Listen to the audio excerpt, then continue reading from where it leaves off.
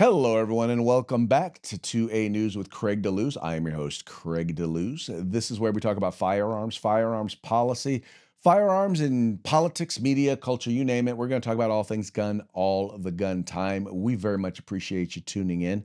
Want to encourage you, if you haven't already done so, please remember to like, share, and subscribe. Tell your friends about the program. Folks, this is a new program, and so we're working to try and build an audience of folks who want to talk about, once again, not just firearms, because, there's plenty of channels out there that talk about guns and do gun reviews, and we're going to be doing plenty of that, but I'll also talk about policy and media and the people who are involved in those things, bringing them to the program. So if you remember back in the day, I used to do Morning Coffee with Craig with the Firearms Policy Coalition. Well, if you like that program, you're going to love this program because we're doing all that and more. So once again, if you haven't already done so, please make sure to like, share, subscribe. We're on Facebook, we're on Rumble, we're on YouTube. Go ahead, once again, check us out. Eventually, we will be available on Spotify and available for audio podcasts as well. Still working on the website. 2anews.us is kind of up, but it still needs a lot of work. But it'll be up soon. And then following that, we'll be doing the e-newsletter. So the weekly gun rights news e-newsletter, once again, for free to you. So once again, if you're subscribed, then we can make sure to let you guys know that stuff is coming. Also, want to let you know and remind you, coming up next week, not even next week, man, it's coming up Monday. Monday, we're going to have the SHOT Show welcome party. That's going to be Monday, January 19th. It's going to be at the Hofbrau House in Las Vegas, Nevada. It is a free event. And when I say free, I mean free. I mean, there will be free beer. I mean that there will be free swag. I mean that there will be free snacks. I mean that there will be prizes. You'll get a chance to meet all of the folks who are connected with 2A News, with The Rundown. You're going to get a chance to meet the folks at Next Level Training, Arms Room Radio. You're going to get to meet the folks from Hitman Industries, from Gun Tech USA. You name it, they will be there. They're going to be there. And then we're going to be doing and filming from SHOT Show all next week. So once again, if you can't make it, would definitely encourage you to chime in or to tune in. All right, let's go ahead and now get into today's news topic.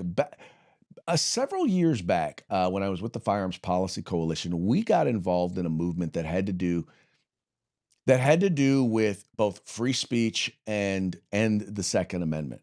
And I, you know me, I've long said that when you are seeking to exercise your civil right, the civil right when it comes to the Second Amendment, the politicians, the gun grabbers out there, every single one of them then believe that all of your other constitutional rights then become suspect. That's why I always said, this is about our civil rights. We got to use them or we're going to lose them, right? And specifically, I'm talking about the First Amendment protecting the Second Amendment.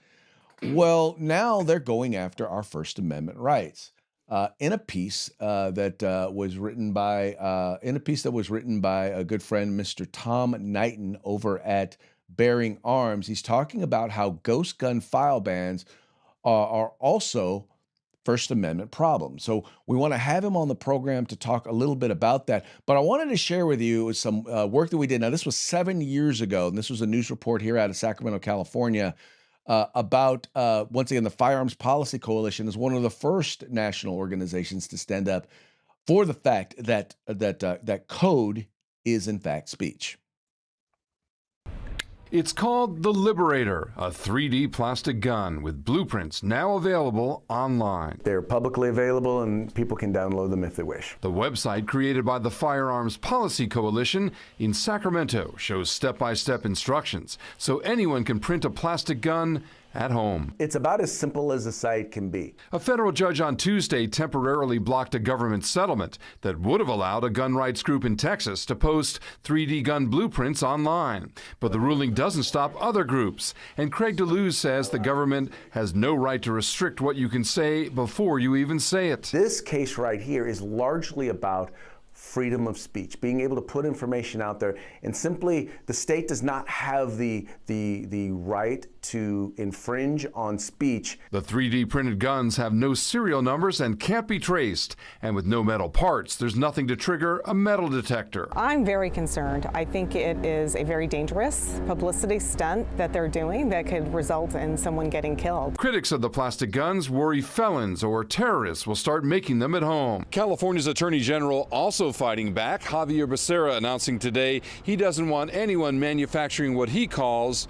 ghost guns. We're taking action by joining a lawsuit to prevent that downloadable 3D gun information from getting into the hands of the wrong people. But while the legal battle over 3D guns escalates, Craig DeLuz says he's trying to protect the public's right to know. We're talking about the exercising of a constitutionally enumerated right, and for some reason, many politicians find that offensive. These guns cannot be traced by law enforcement. They don't have to have a background check, and I don't see any reason why we need these guns out there in the community. The fight between free speech and public safety is only getting hotter. In Sacramento, Mike Lurie, KCRA. And we welcome to the program once again Mr. Tom Knighton. Tom, how are we doing today? Oh, I'm just tickled by that spot. I always love the whole oh, we can't trace them argument when once a gun is sold the second time, you can't trace it anyways. Well, logic has no rhyme or reason. So first of all, let's just get into the meat of the story when it comes to code is speech, or when it comes to, in particular, the ghost gun file bans. Yeah. Years ago, a gentleman who wanted to put out encryption that would, protect your personal data on the internet couldn't, because the military or the federal government considered it a munition. It was something that militaries used.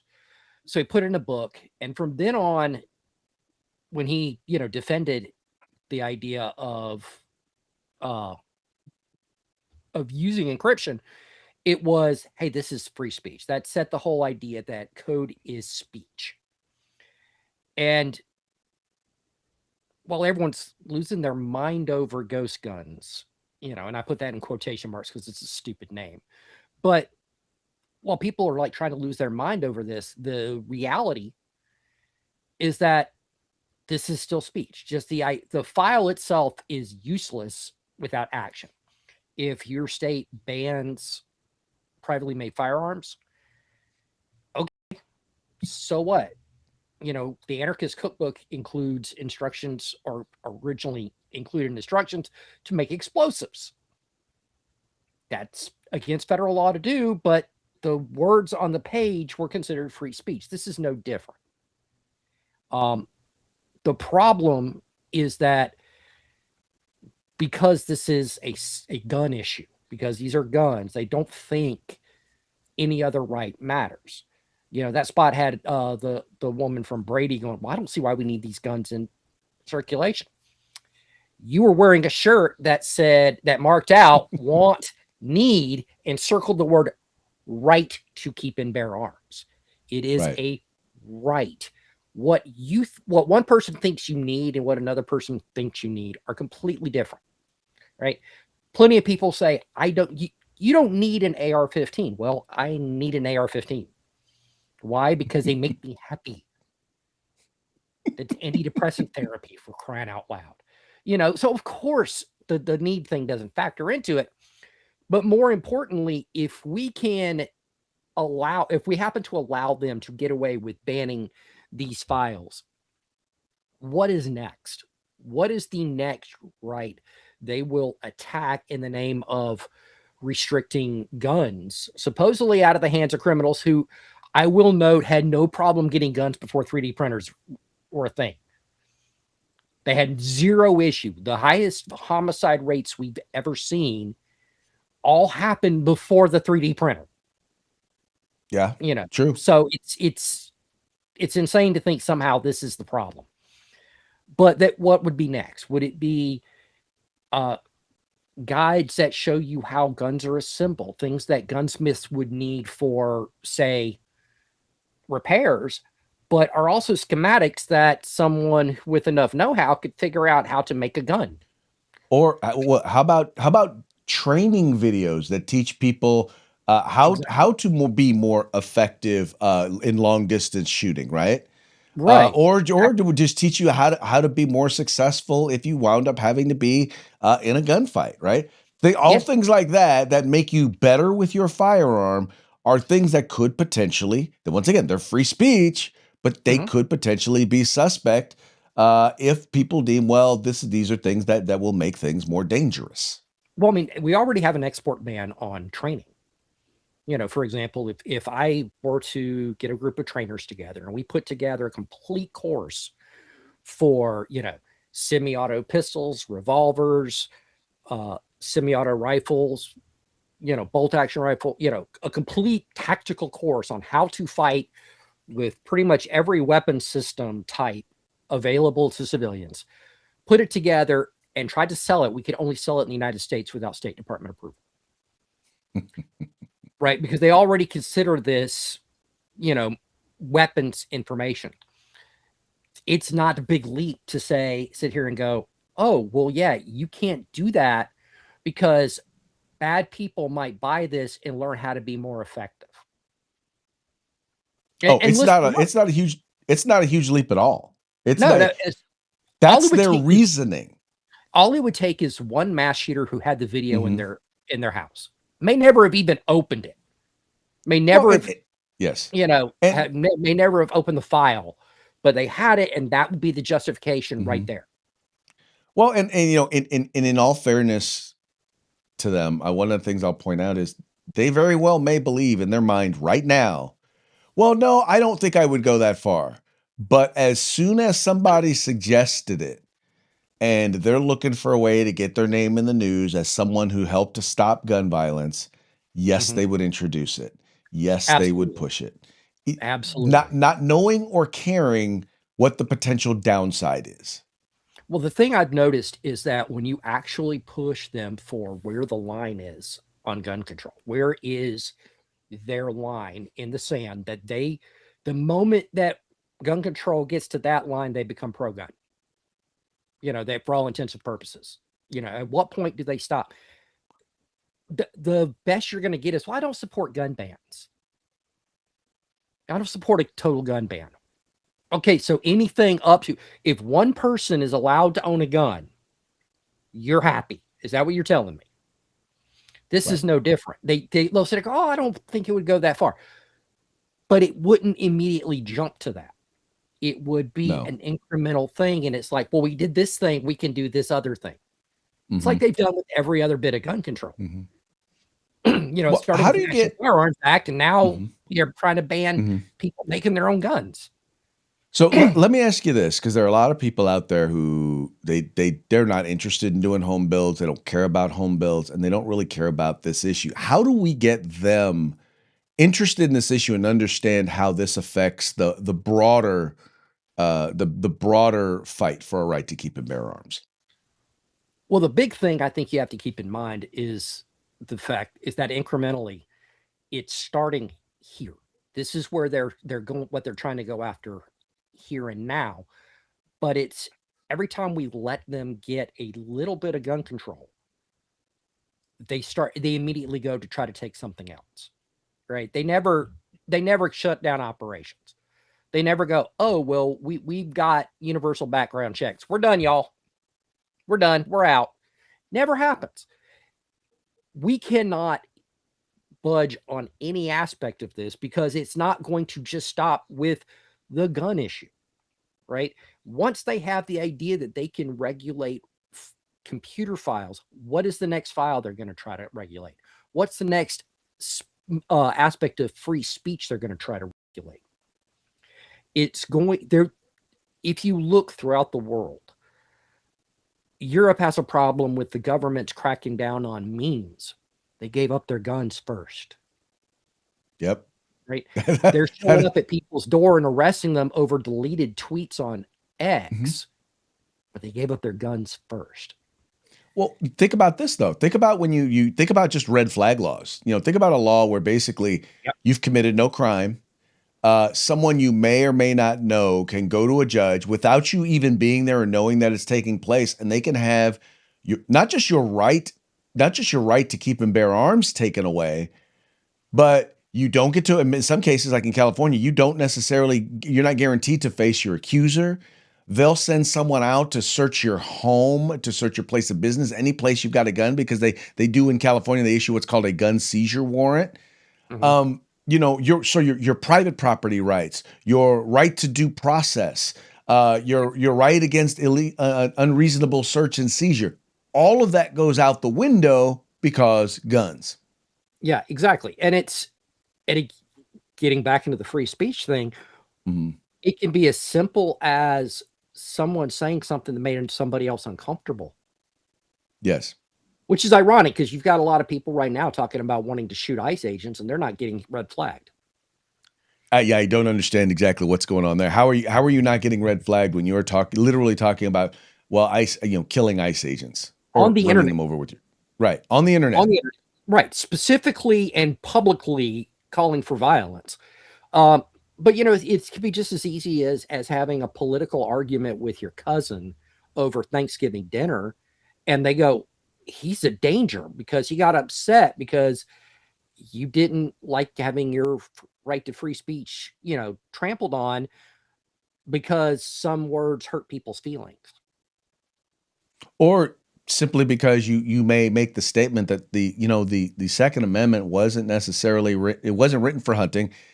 It wasn't even necessarily written for personal, safety and defense. It was written so that the people could have a resource if they needed to stand up to a tyrannical government. Well, oh my God, he wants to overthrow the government. And that's their reason and their rationale. And there are judges out there for whom that is enough. Right. There's no objective standard for what constitutes a threat. It is, and understandably subjective in the context, because nobody's going to go, well, it has to meet all these criteria first and then get it wrong. I get where they're coming from on that, but because it's subjective, what I find troubling and what someone else finds troubling is very different. Right. And so, yeah, it could be, the only hunting the Second Amendment's meant to protect is tyrant hunting.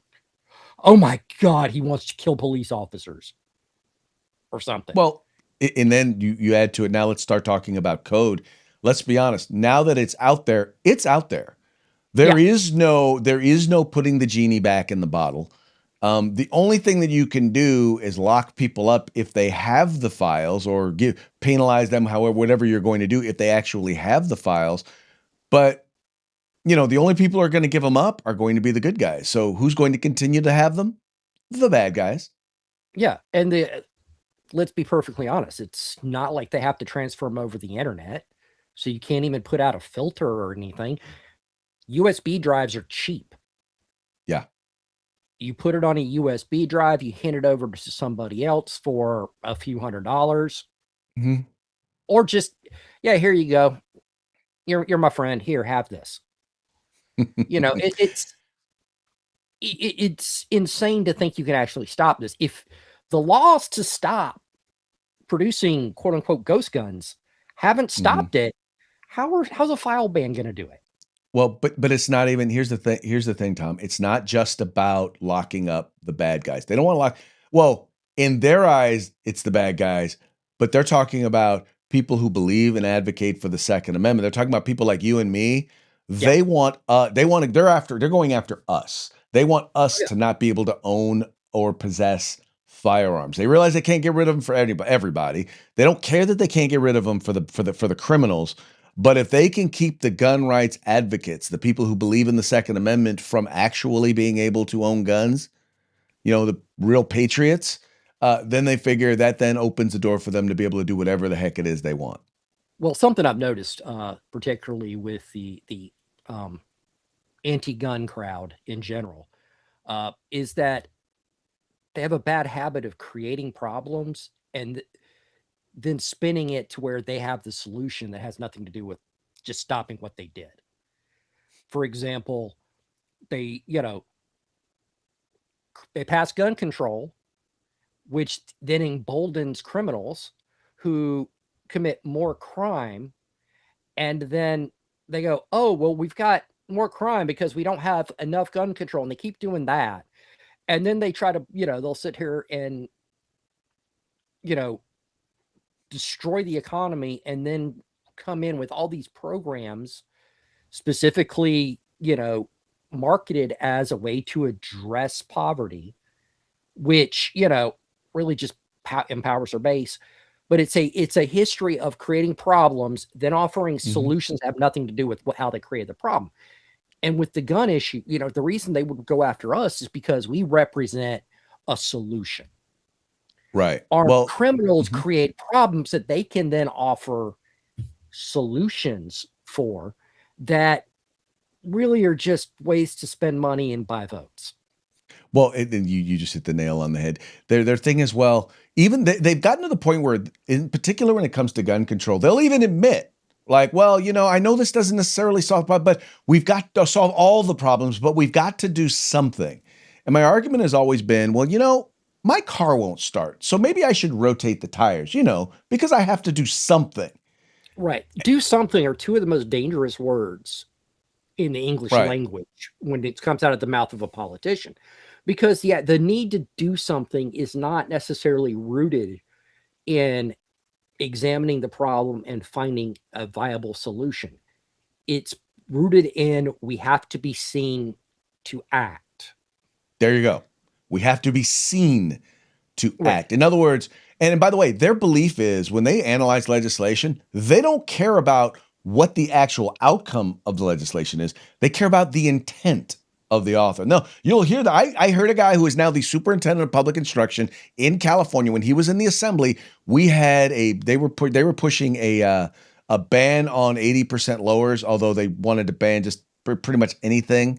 To make a long story short, someone was defending his bill on the floor. This superintendent, the guy, he was an assemblyman, soon to be superintendent of public instruction, said, well, we could go on and on about the details and some of the challenges in the language of this bill, but we need to focus on the intent of the author. And I'm like, I'm sorry, you know the intent by what the bill does, right? They intend for it to do whatever the bill says it does. And whatever the language actually does. Right. And even if the author's intent isn't perfectly reflected, what's on the page is what's going to be enforced. Right. Years ago, we had a law passed here in Georgia that allowed, the guy who wrote it specifically to allow people to conceal carry in the unsecured parts of Hartsfield-Jackson International Airport. That was his intent. He wrote the law, and the way it was written was obviously more broad than that, but it went through, it passed, it was signed into law. He stated his intention to carry his gun into Hartsfield, and they went, oh, no, that's not the way the law works. His intent then didn't matter because the way it was written, they found a way around it, right? So his intention was one thing, but again, what the words are on the page are, that's what's going to be enforced, and that's what matters. Your intention is irrelevant. Well, and intent language in a bill is only because if there is an area where people are there may be a gray area, right? Where you're okay, well, is this what they meant or is that what they meant? That's what intent language is supposed to be for, to help provide that clarification. It's not supposed to be the marketing tool for the bill, right? That's not, you don't include intent language with the idea of saying, well, this is my grand scheme of what it does, and now I'm going to write language that does something completely different. Because here's the thing, ultimately, these people may have full knowledge of what their intent is, but they don't generally know anything about firearms. They don't know much about firearms policy. They know very, very little about firearms technology. And so that's why often it doesn't do whatever it is they say it's going to do. Yeah, absolutely. Bringing up the whole not understanding thing.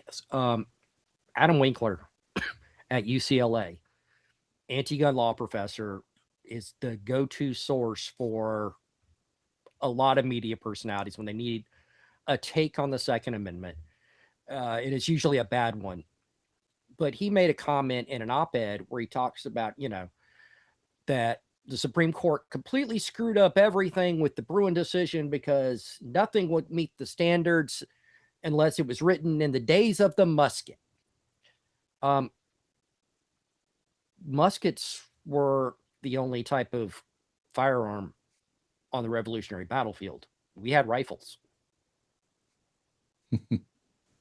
This is a guy who purports to be an expert. Right. And he didn't even realize that the term musket means a smoothbore muzzleloader rifle. Or firearm, I should say, not rifle. Right. But yeah, he didn't even get that. And he's one of the experts. He's the expert the media calls when they need to take on gun laws and they want it to be an anti-gun take. Right. It's these look at the Deedlebach on the news trying to disassemble a Glock. Yeah, this is the ATF.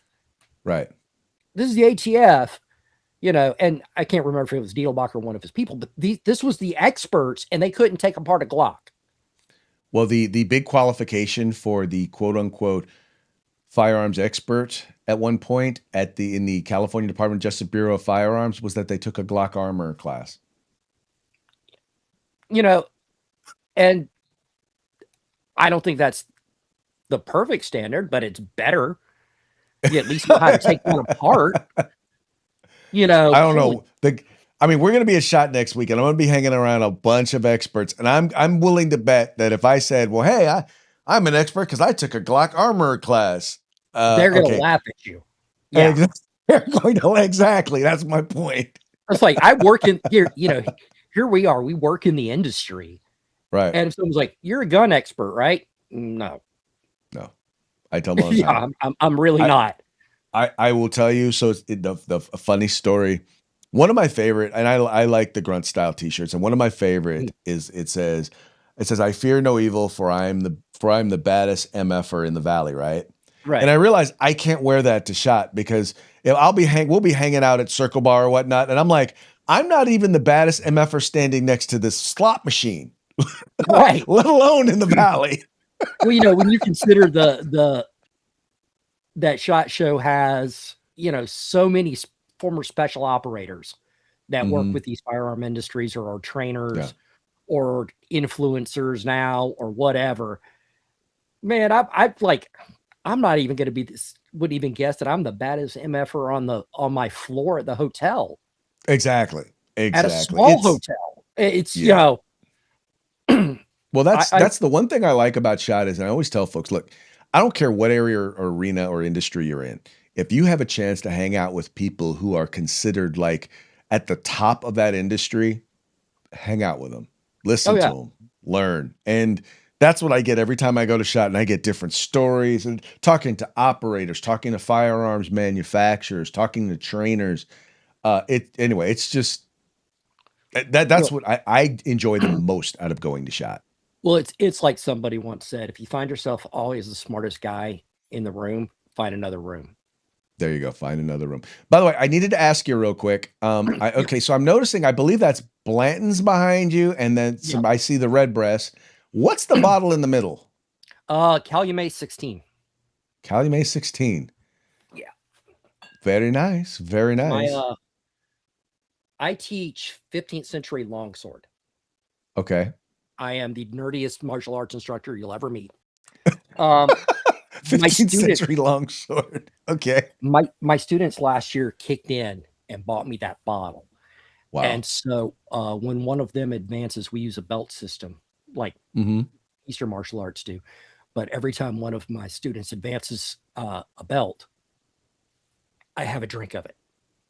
Because it is the most expensive bottle I have on that shelf. I can only imagine. I can only imagine. I'm like, okay, if that one's front row center, because Red Breast is not crazy expensive, but it's not on the cheap end. No. Blanton's is definitely not on the cheap end. So I'm like, okay, what's that bottle that's highlighted in the middle? This is bottom tier Blanton's, which is still pretty good. Don't get me wrong. Yes. Calumet's about twice as much. Wow. Okay. Well, there you go. That then says. So do me a favor, let the folks know real quick where they can follow your work, follow you, both your gun stuff and your other stuff. Okay, well, this is going to take a few minutes. So you can find me on X at the Tom Knighton. Of course, you can find me at bearingarms.com. On YouTube, I am at the Fourth Rail. Also, my Substack is called Tilting at Windmills. You can find that at tomknighton.substack.com. Excellent, sir. Well, I very much appreciate you coming on the program with me today. Look forward to having you on again. Maybe we'll have to have a conversation, see what you come up with while we're at SHOT. Maybe we should do a live interview. Have you sit down and have you? No, not going to be able to make SHOT, unfortunately. Oh, that is unfortunate. Yeah, well, I hate it. That there be what it be. Well, sir, but once again, Freedom Fest is coming up, and maybe we could do it there. Oh, most definitely, we will do it at 2A Freedom Fest. I just had last week. I had Kevin Sona on, and we talked about all the stuff's going on, and talked about you being one of the featured speakers. So this is going to be a lot of fun. Yeah, and if I'm one of the featured speakers, you shouldn't hold it against them. I think from your appearances on this program, I think people know you got something to offer, man. Don't sell yourself short. Yeah, but I got to be self-deprecating because if I don't do it, someone else will. That's what we have wives for. That's true. She's more than happy to do that for me. More than happy to shrink the size of the cranium. Yeah. And I have a 13-year-old daughter to help with that too. Oh, well, there you go. No, enough said. Enough said. All right, sir. Thank you for coming on. Anytime, man. All right. All right, folks. Well, that's going to be it for this episode of 2A News. We very much appreciate you tuning in. We appreciate you liking and sharing the program and encouraging your friends to do the same. We'll be doing, once again, we're still not on a daily system yet, but we're going to be working on trying to get something to you. Eventually, we'll be doing this program daily, right around the same time. In any case, y'all have fun, take care, and I will look forward to seeing y'all soon.